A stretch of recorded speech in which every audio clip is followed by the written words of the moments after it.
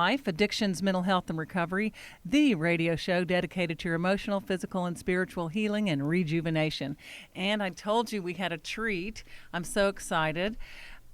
I'm sure you will have heard of this woman's name. Dr. Carolyn Myss is the author of the national bestseller, Anatomy of the Spirit, with Norman Shealy, the co-author of The Creation of Health, Merging Traditional Medicine and Intuitive Diagnosis, Why People Don't Heal, which is the first time I saw you in a video of Why People Don't Heal, and Energy Anatomy.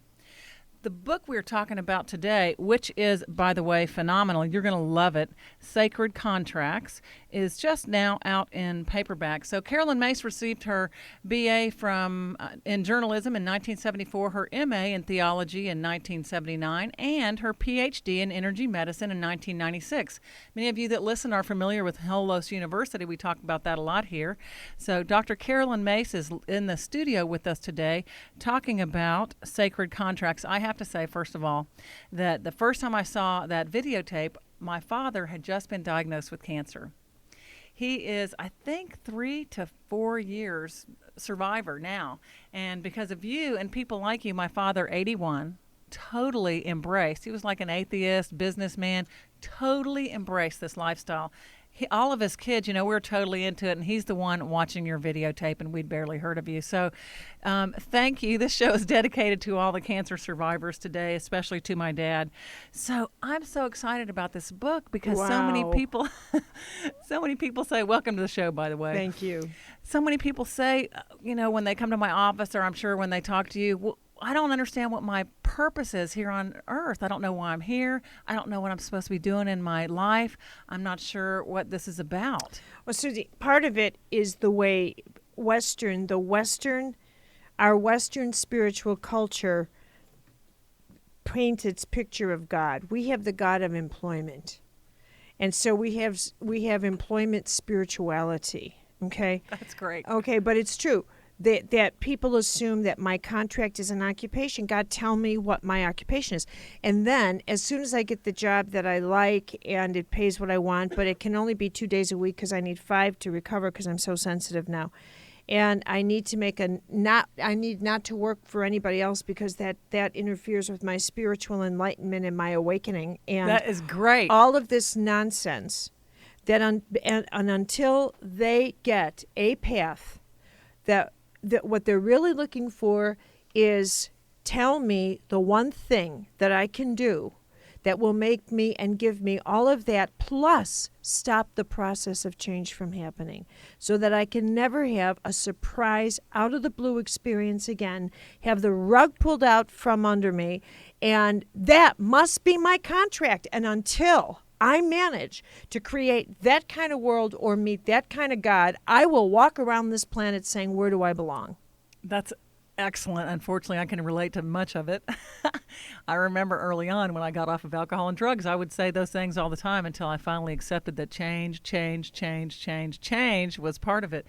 Well, now, I loved reading about your personal process and how you went from a journalist to who you are today and what you do and helping people, a medical intuitive. Do you mind sharing a little bit of that, sort of your own sacred contract? Not at all. Well, I was a journalist, and I actually had I have a very blessed inner life in that when I was 7, I remember telling my parents I was going to be a writer.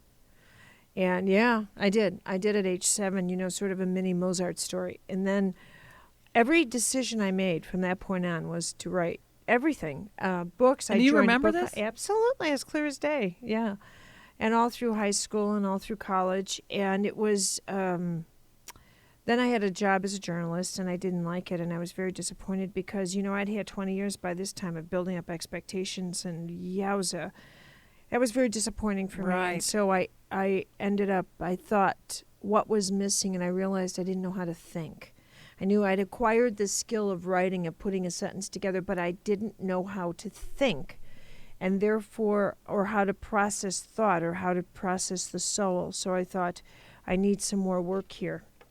So I decided that I would pursue a graduate degree in theology, because if I could have done philosophy, but I could do that myself. But in theology, you need somebody to work your soul. But is this after you saw Elizabeth Kubler-Ross? No, Elizabeth came, yes, right during the graduate years, was the time I saw Elizabeth. It was 1978 because I got my degree in 1979. So right there, dead center in the middle, I went to the Kubler-Ross seminar. And why that was so earth-shattering to me was because it was the first time I saw anybody working with anybody in a therapeutic circle. There was someone there who had cancer. It's a very rich and engaging story, and it turned my life around. So I'll tell very, very, very slowly. Very fast. This was my first workshop. I had gone there actually to interview her, not to participate in the workshop. So I was kind of there under false pretense. Here's this woman, she just kept to herself, and I really was like someone who'd fallen down the rabbit hole. I was uncomfortable being in a therapy situation. I didn't like being around all these people. I couldn't wait to get out of there, and I spotted this girl who was keeping to herself, and so she attracted my attention for that reason, because she was not mingling like all these other people. I knew why I wasn't mingling. I didn't want to mingle, but I couldn't figure what she was. Anyway, it's now Thursday afternoon. Apparently, she had decided to leave. Elizabeth found out about it. The workshop started after lunch. Somebody started talking. Elizabeth, who's 5 feet tall, shoots out of her chair and says, "Stop talking," turns around and looks at her and says, "Come up here." This woman, she's 5'11", she walks up and she says, "I know you're thinking of leaving, but I will not let you go until you tell the group why you're here." The woman almost collapsed in her weakness and her intimidation. And finally, the woman said that she was there, that she left home when she was somewhere around 11 years old, hid in churches, hidden back, put herself through school, begged at doors for food. I mean, the story is like something that you would sound like Charles Dickens. Put herself through high school, put herself through college, put herself through graduate school. She had now this was July 1978. She had just gotten her degree in May 1978, only to find out that in June 1978 she had breast cancer. This woman is not alive. She passed away. Oh. But Elizabeth, it was the first time that I connected the dot that grief and trauma influenced the physical body. In this dramatic moment, Elizabeth turned around and said, "Who loves you?" And she said, "Nobody." She said, "Have you ever been held?" And she said, "No one's ever touched me." My heart shattered. Even now, 25 years later, I cannot recall that story without some part of me just truly breaking in two, because I did break in two that day. And from that moment on, I thought, how are we pieced together? What makes us tick? And that was the day I was born. Oh, that is wonderful. Yeah, that was the day I was born. I went home from that workshop, and I remember that I came back home, and I said, I was still living with my parents because I was trying to finish school and get things done. And I said, I will never be a journalist again. I will not do it. I don't know what's in, and I never did. I never did. I came back and I said, I don't know what that world is, but I'm going in that direction. I didn't even know what to do. So when I was in theology, yeah, I'm not kidding you. I changed my whole life from that. I love her. I owe her. That's I wonderful. adore her. But that was the day that I woke up.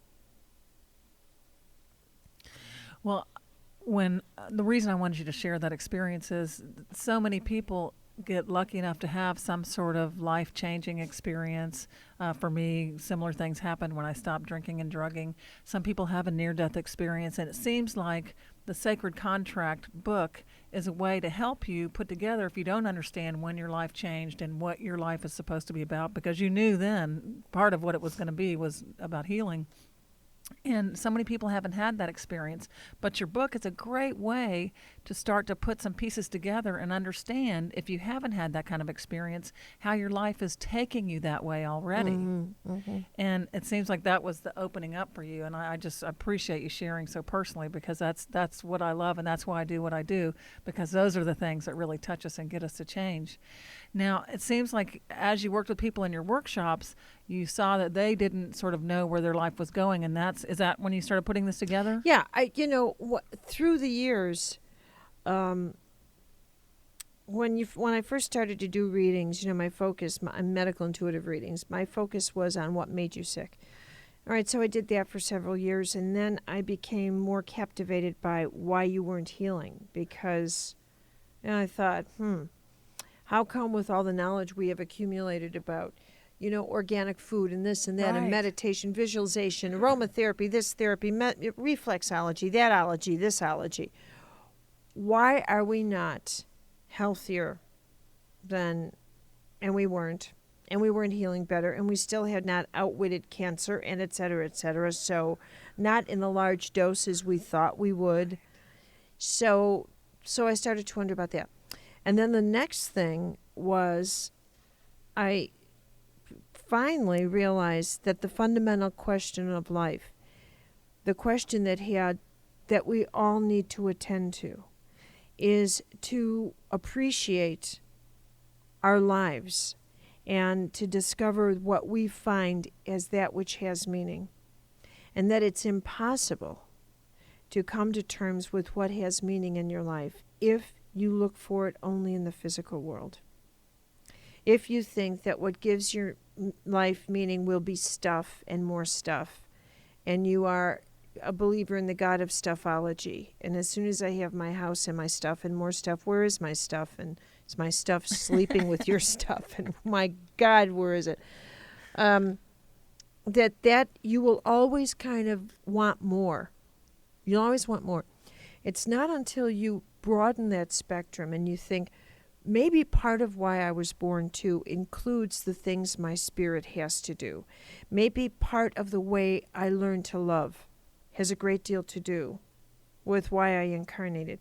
Maybe my way of being of service, maybe my way of teaching and enlightening others, maybe my way of being enlightened. Maybe part of my reason to be born was to break my neck in an equestrian challenge so that I can be an inspiration to others.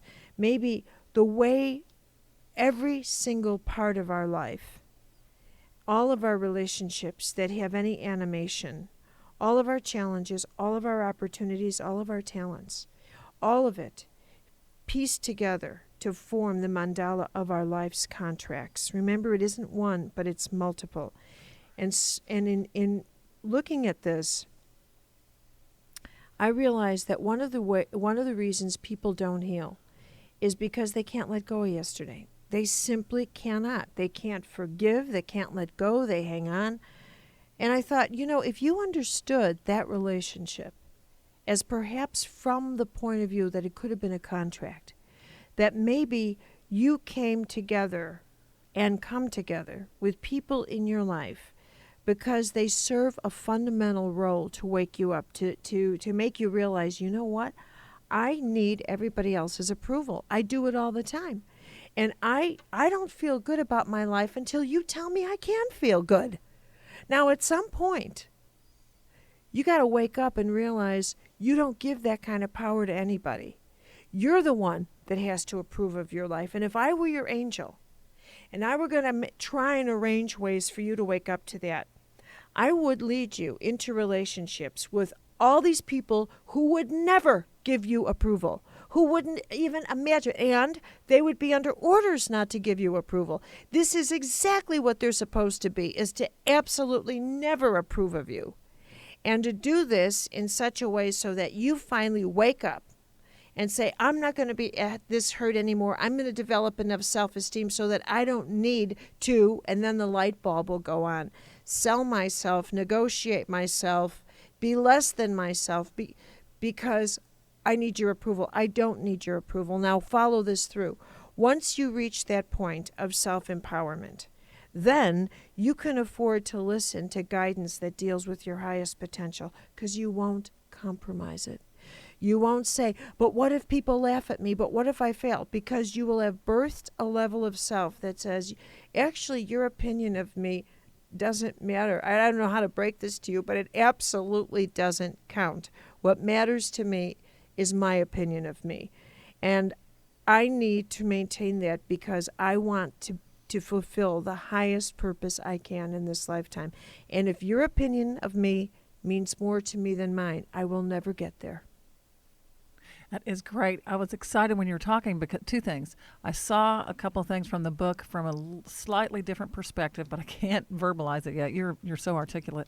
And the other thing I was thinking is, so if we look at war and what's about to happen differently, sort of from this perspective, well, anyway, I can't articulate it. How do you see that and what's happening? I was dying to ask you that. What's happening Bad with our metaphor. country? But is there a contract? Yeah. When you said that, I thought, oh, so Okay, maybe. so here's the thing. All right, you're asking like a great big huge question that it's very hard for people to take a symbolic point of view when they are emotionally or politically or patriotically connected to something. I need to say that. Because if we were just talking about something that had no venom, then maybe a point like I'm about to make could be made. And maybe if I could turn back the clock, I would make it this way. And let's talk as though this was in the 1990s. And there was at that time, well, in the 1960s, 70s, 80s, a feeling that the age of Aquarius was upon us, and an age of light, and an age of the new spirit, and all this other stuff, and an age of brotherhood and oneness and global everything. And that spun a movement toward global unity and the idea of the environmental movement and the idea of one planet. That dropped in a whole different archetype, the archetype of the planetary community and holism, the same archetype that in the micro is the archetype of the whole body and the planetary global health in your body. All the organs have to be as one and not as divided nation states. Okay? This is a whole new metaphor. This is a whole different paradigm. But old paradigms don't give up their territory. They won't do it. They won't do it. The idea of the sovereign nation, the idea that if in my border I can do what I want. Okay? Now what we've got is a world, simultaneously, as we spoke about this wonderful new era of light we're entering into, nobody thought exactly of what that would look like, did we? Right. Now how exactly are we going to dismantle this paradigm of divide and conquer and separate nations and sovereign states and get to the paradigm of globalization? And even if we don't like each other, the fact of the matter is all of our challenges are global. The ozone, water, our weapons. There isn't anything now that can allow for sovereign border.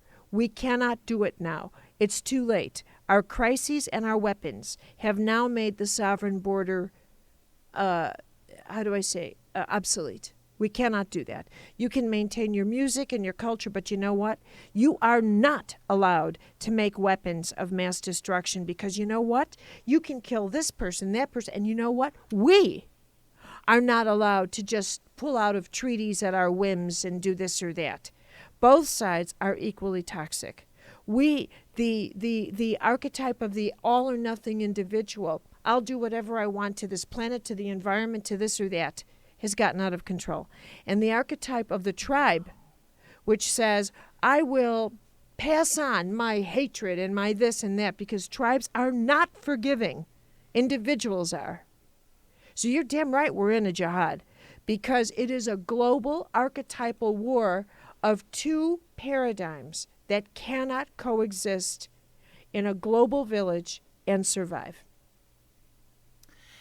Wow. I had no idea of even thinking or perceiving of it that way.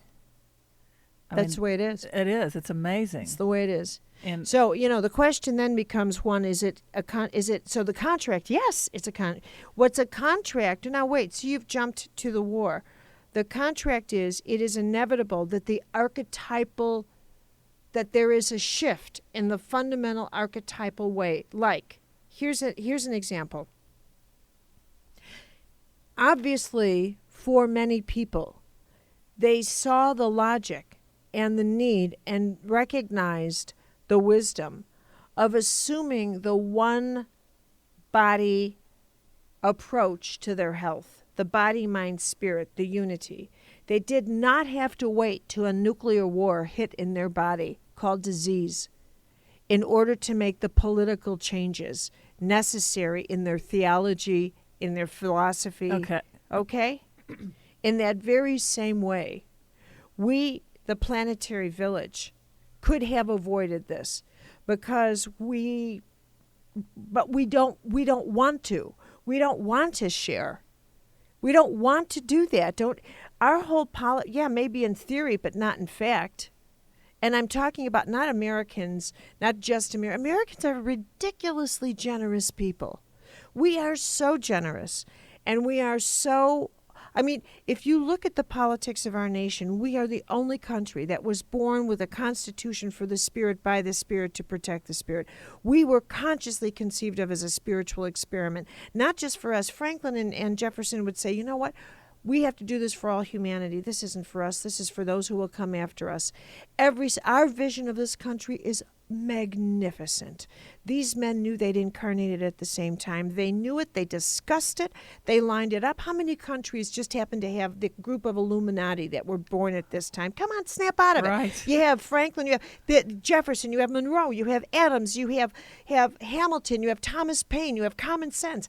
No. It doesn't take a whole lot to realize what an extraordinary group of Illuminati. And look at this. They all share this incredible passion that the natural law of the spirit should be merged into a political system. Oh my, I think they're mystics who incarnated as politicians. That's what's going on here. That is great. Now, this is my new book, The Sacred Contract of America. Oh my God, that is great. Yeah, it's my new book. But take a look at this very question, leading to this jihad, leading to the fact that I walk the reader through the 12 archetypes of America. And finally, it is our role in the New World, in globalization, a nation whose contract was one of liberation in the democratic spirit, and to forge the liberation of humanity. The most unliberated vessel is the tribe, and the most unliberated tribe is Muslim. Now, having said that, they are the carriers of great wisdom. They are the carriers of great tradition. And they're also the carriers of great pain, as we are. But you look at the way they repress their women in Afghanistan. You look at so much of the culture where they themselves are crying. Children. I'm representing their words. These aren't my words. I repeat, these are not my words.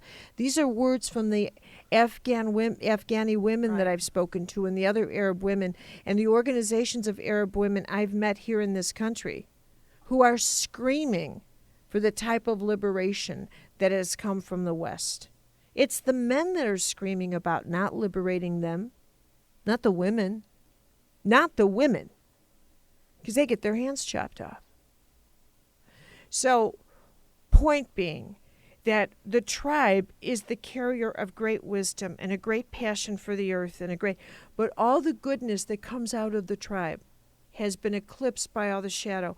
And all the goodness that comes out of the pioneering spirit of the individual has been eclipsed through greed.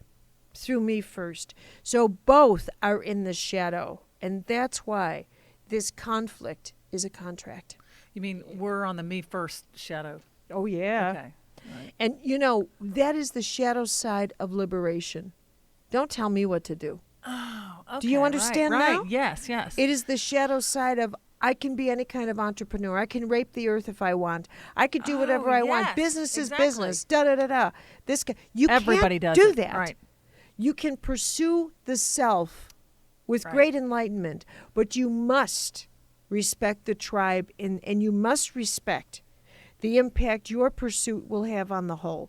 It's not that the whole should control your pursuit, but you must attend to the consequences of what you are doing to the whole. And one of the most heinous examples is those greedy slobs at Enron that did whatever they wanted to do, Oh, as it's if disgusting. 600 million isn't enough for Right. these slobs. Right. And they turn around. Perfect They example. don't care who they put into hell, Right. so long as their arrogant greediness. And you think they'd be satisfied? Do you know that an $800 million person's just a frustrated billionaire? Nothing would be enough for these people. But that is the example of the worst of individual entrepreneurial capitalism that could care less about the tribe. They destroyed their own tribe that made them sweat it out those hours. Exactly. Oh, I can't even tell you what I would do if I was a judge. You can't imagine what I would do to them. I wish you were. That is great. Yeah. And I would get out of here with all your lies and you didn't do anything, you didn't know anything. Are you crazy? How do you get to a job in that kind of position and suddenly not know anything? You're up there because you did know everything. They should be severely punished. I mean, hideously. Well, we have barely I gotten know what into I'm the doing. details of your book, but that was such a wonderful example of what your book is, and put in. Well, let me share my website, because I do a monthly I've been on it. It was great. writing It's great. for it's myss.com. And, I continue with instruction on archetypes. I actually started an institute to work with people in small groups for a year, so that it's CMED, CMED. It's on my site, and it's a archetypal exploration of the self for one intensive year. And So- I've heard wonderful things about it. It's an excellent website. I was on it. And Dr. Myss, Carolyn, this was a wonderful show. It was very helpful to me personally, because I was thinking as I was reading your book, maybe I was picking up on your energy, but I kept thinking, well, I wonder how this would apply to the United States. So that was just a very passionate and wonderful lesson for me. So I really appreciate it. Let me just say again, Sacred Contracts, if you have ever wondered why you are here on this planet, there's a wonderful way to find out, an excellent sort of step-by-step example. You can also go on the website if you want a quick, brief version, but I highly recommend it if you're not sure about exactly what you're here for. So thanks again, Carol, and I appreciate it. Thank you.